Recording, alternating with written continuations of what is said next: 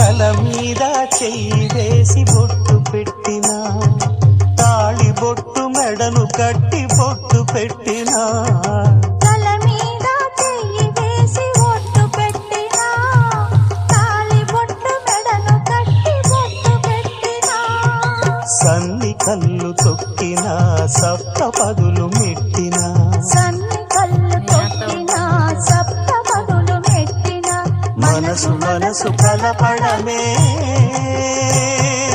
మంత్రం పరమార్థం.